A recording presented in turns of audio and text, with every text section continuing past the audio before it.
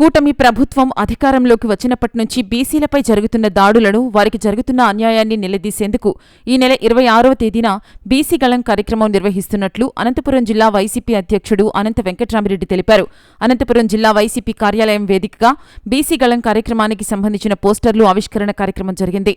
ఈ కార్యక్రమంలో మాజీ ఎమ్మెల్యే విశ్వేశ్వరరెడ్డితో పాటు బీసీ సెల్ రాష్ట్ర అధ్యక్షుడు రమేష్ యాదవ్, వర్కింగ్ ప్రెసిడెంట్ రమేష్ గౌడ్, ఇతర ముఖ్య నాయకులు పెద్ద ఎత్తున పాల్గొన్నారు. వైఎస్సార్ కాంగ్రెస్ పార్టీ బీసీ విభాగం ఆధ్వర్యంలో లలిత కళా పరిషత్ వేదికగా బీసీ గళం ఉంటుందని ఈ సందర్భంగా అనంత వెంకట్రామిరెడ్డి తెలిపారు. ఈ కార్యక్రమంలో అన్ని నియోజకవర్గాలకు సంబంధించిన సమన్వయకర్తలు, బీసీ అనుబంధ సంఘాల నాయకులు పెద్ద ఎత్తున తరలి రావాలని ఆయన పిలుపునిచ్చారు. గత 5 ఏళ్లలో జగన్మోహన్ రెడ్డి బీసీలంటే బ్యాక్వర్డ్ క్లాస్ కాదు, బ్యాక్ బోన్ అంటూ అత్యధిక ప్రాధాన్యత ఇచ్చారన్నారు. మంత్రివర్గం దగ్గర నుంచి మొదలు పెడితే అన్ని చోట్ల బీసీలకు సముచిత స్థానం కల్పించారన్నారు. అయితే ఈ ప్రభుత్వం అధికారంలోకి వచ్చిన తర్వాత బీసీలకు ఇచ్చిన హామీలు నెరవేర్చకపోగా వారిని అణిచివేసే కుట్రలకు పాల్పడుతోందన్నారు. అందుకే బీసీ కులాలంతా ఐక్యంగా గళం విప్పాల్సిన అవసరం ఉందని 5 జిల్లాల వారు ఈ కార్యక్రమానికి తరలి రావాలని ఆయన పిలుపునిచ్చారు.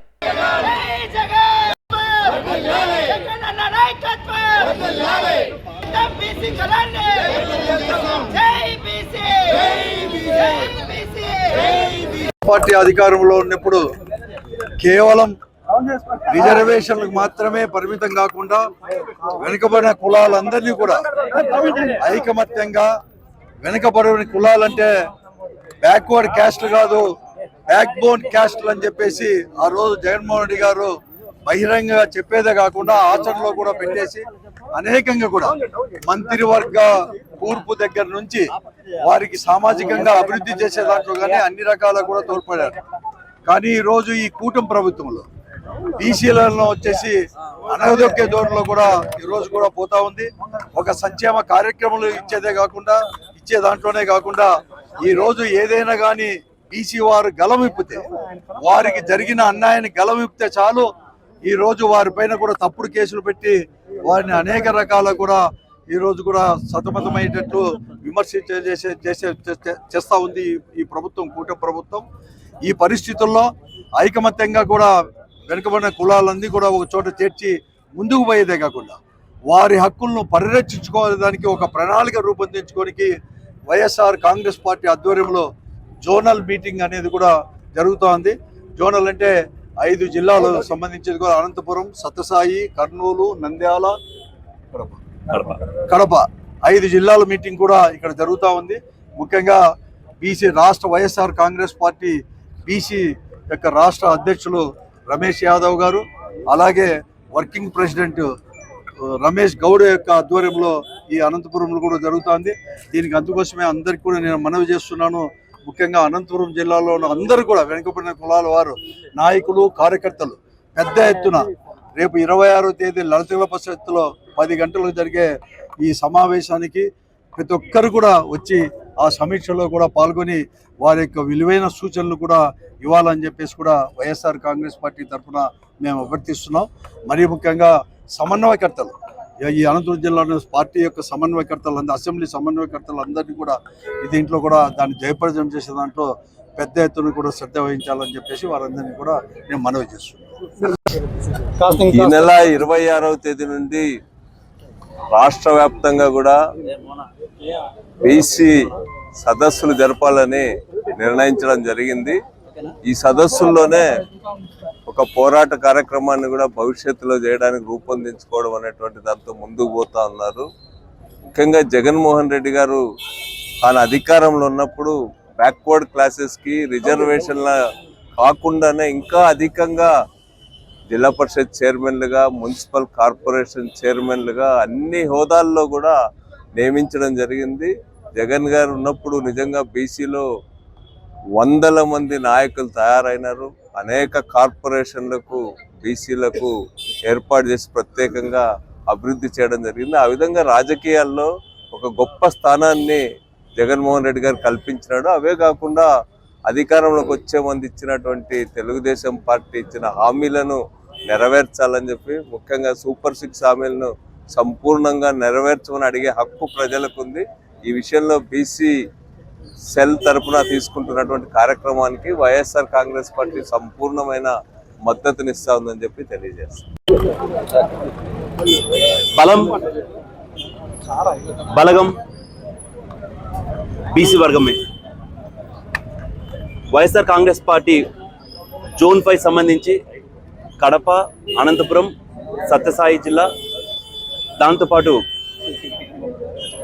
నంద్యాల, కర్నూలు ఈ ఐదు జిల్లాలకు సంబంధించి జోన్ 5 సంబంధించిన బీసీ గలం అనే పేరు మీద అనంతపూర్ జిల్లాలో వెంకటరామరెడ్డి అన్న గారి అధ్యక్షత, జోనల్ ప్రెసిడెంట్ రమేష్ గౌడ్ గారి ఆధ్వర్యంలో ఈ నెల 26వ తారీఖు బీసీ గలం అనే పేరు మీద పెద్ద ఎత్తున బీసీలందరము ఏకమై గడిచిన 2 సంవత్సరాలలో బీసీలకు ఎంత వెన్నుపోటు పొడిచినారు, ఎలక్షన్ సమయంలో బీసీలకు లేనిపోని హామీలు చెప్పి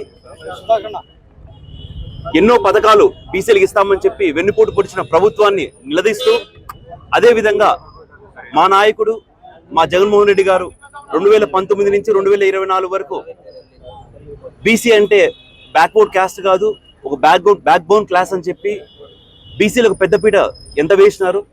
కేవలం ఈ ప్రభుత్వంని బీసీలను ఒక ఓటు బ్యాంక్గా వాడుకుని తప్పితే ఈ రోజు వరకు కూడా చెప్పిన సంక్షేమ పథకాలు కావచ్చు, లేకపోతే సూపర్ 6, సూపర్ 7 పథకాలు కావచ్చు, ఏవి ఇంప్లిమెంటేషన్ చేయడం లేదు.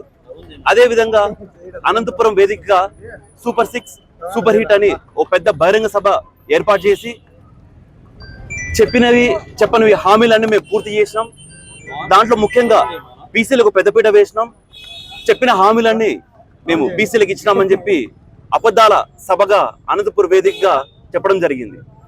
ఇదే అనంతపురం వేదికగా ఈరోజు బీసీ గలం పేరుతో మీరు చెప్పిన హామీలు ఏంటి, దాంట్లో ఏం నెరవేర్చలేదు, అసలు నెరవేర్చిన 1-2 హామీలు కూడా బీసీలకు ఎన్ని తూట్లు పొడిచారనే ఉద్దేశంతో ఈరోజు బీసీలందరము ఏకమై 26వ తారీఖు అనంతపురం వేదికగా ఈ సదస్సు జరగడం జరుగుతుంది. కావున ఈ 5 జిల్లాల్లో కాకుండా వైఎస్ఆర్ కాంగ్రెస్ పార్టీ సంబంధించిన బీసీ నాయకులు, కార్యకర్తలు, అదేవిధంగా బీసీలందరూ చేయిలో చేయి వేసి ఈ సభను విజయవంతం చేయవలసిందిగా ప్రతి ఒక్కరిని పేరున విజ్ఞప్తి చేయడం జరుగుతుంది. అందరికీ నమస్కారం.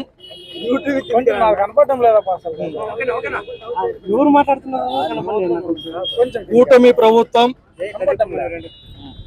బీసీలకు ఇచ్చినటువంటి హామీల అమలు సాధన కోసం వైఎస్ఆర్ కాంగ్రెస్ పార్టీ ఆధ్వర్యంలో ఈ నెల 26వ తారీఖున జరిగేటటువంటి బీసీ గలం సభకు సంబంధించినటువంటి పోస్టర్ల ఆవిష్కరణ కార్యక్రమానికి జిల్లా అధ్యక్షులు అనంత వెంకటరామరెడ్డి గారు, అదేవిధంగా బీసీ సెల్ రాష్ట్ర అధ్యక్షులు రమేష్ యాదవ్ గారు, ఉరవకొండ సమన్వయకర్త విశ్వేశ్వరరెడ్డి గారు, జెడ్పీ చైర్మన్ బోయ్ గిరిజమ్మ గారు, ఎమ్మెల్సీ మంగమ్మక్క గారు, మరియు రాష్ట్రానికి సంబంధించినటువంటి బీసీ నాయకులు, సిఈసి మెంబర్లు, ఎస్ఈసి మెంబర్లు, రాష్ట్ర అధికార ప్రతినిధులు, వివిధ ప్రజా సంఘాల నాయకులు, అదేవిధంగా బీసీసీఎల్ నాయకులు, పార్టీకి సంబంధించినటువంటి అన్ని విభాగాల అధ్యక్షులు చాలా పెద్ద ఎత్తున చాలా ఘనంగా ఇక్కడ ఆవిష్కరణ చేయడం జరుగుతూ ఉంది.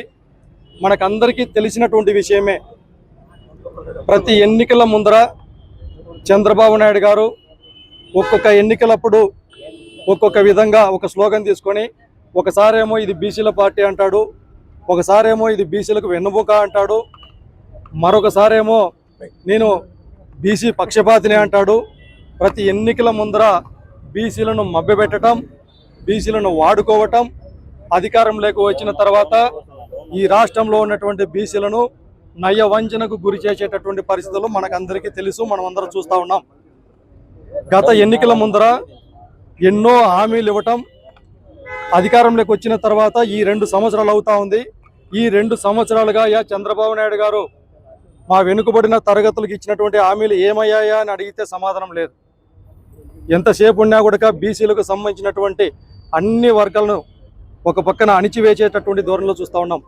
ఎన్నికల ముందరేమో బీసీలకు రచన చట్టం అన్నాడు, ఎన్నికలు జరిగిన తర్వాత రచన చట్టం దేవుడెరుగు, బీసీలపైనే ఒక యుద్ధం చేసినటువంటి వాతావరణంలో భాగంగా ఇవాళ అరెస్టులు లేకపోతే దాడులు చేసి బీసీలను రాజకీయాలకు దూరం చేసేటటువంటి పరిస్థితులు ఈ రాష్ట్రంలో చూస్తూ ఉన్నాం.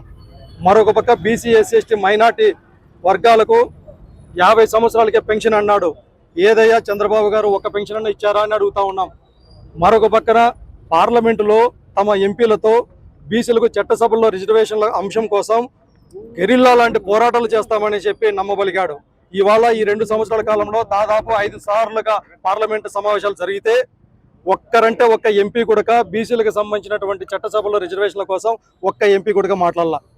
మరి బీసీలకు సంబంధించినటువంటి ఉపయోగపడేటటువంటి అమ్మఒడిని కావచ్చు, ఆరోగ్యశ్రీని కావచ్చు, అదేవిధంగా పాఠశాలలో చదివేటటువంటి పేద బిడ్డలు చదివేటటువంటి ఇంగ్లీష్ మీడియాన్ని కావచ్చు, ఐబీ సిలబస్లను కావచ్చు, నాడు నేడు కార్యక్రమాలను కావచ్చు, అదేవిధంగా ఈ రాష్ట్రంలో బీసీలకు పెద్ద ఎత్తున ఉపయోగపడేటువంటి మెడికల్ కళాశాలని కావచ్చు, సచివాలయ వ్యవస్థను కావచ్చు, వాలంటీర్ వ్యవస్థను కావచ్చు, అక్క చెల్లమ్మలకు ఇచ్చేటువంటి సొంత ఇండ్లను కావచ్చు, ప్రతి ఒక్క వ్యవస్థను బీసీలకు ఉపయోగపడేటువంటి ప్రతి ఒక్క దాన్ని కూడా ఒక్కొక్క విధంగా ప్రణాళికబద్ధంగా సర్వనాశనం చేసుకుంటూ ఈ రాష్ట్రంలో పేదవాడిగానే ఈ రాష్ట్ర ప్రభుత్వం అనేటటువంటిది కేవలం ధనికులకు మాత్రమే అనేటటువంటి నిరూపించేటటువంటి వ్యక్తి చంద్రబాబు నాయుడు గారు.